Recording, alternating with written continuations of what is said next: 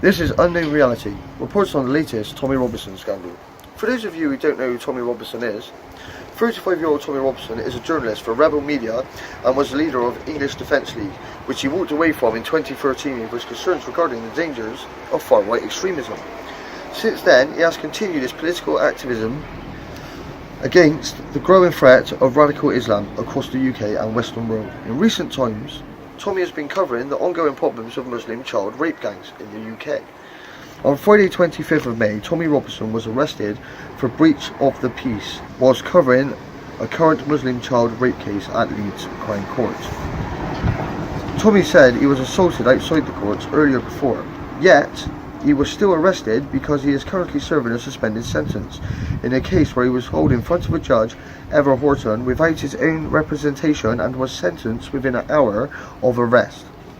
Tommy claims he was not in breach of the peace, as he was only stood outside the court covering proceedings and covering newspaper articles like the Huddersfield Examiner regional paper. Where the law stands, Tommy can be considered to be in contempt of court by creating a substantial risk of prejudice in an ongoing case. Also, coverage on various popular internet sites was removed, and it seemed there was a mild concerted effort to silence this story for these technical legal grounds.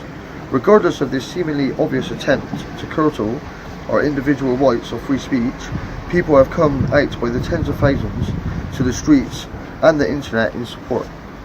On Change.org, only a day later, Tommy has 70,000 plus signatures to free Tommy Robinson. The main question that arises from all this is how we as a society define perimeters when grading a substantial risk of prejudice in an ongoing court case. A great example of this would be the Michael Jackson trials. The coverage and prejudice during Michael's trials were polar opposite of this story. In Michael's case, he was judged by both the courts and society with relentless, intrusive coverage and phenomenal prejudice. Western culture needs to define where the line is drawn, so civility and freedom of speech can be exercised with no grey areas. Without this line drawn and defined clearly, we are all left with a dark lingering fear of expressing our thoughts and opinions in open debate. The end of open debate is the end of free speech. If you like our video, please click the links below, subscribe. Thank you very much.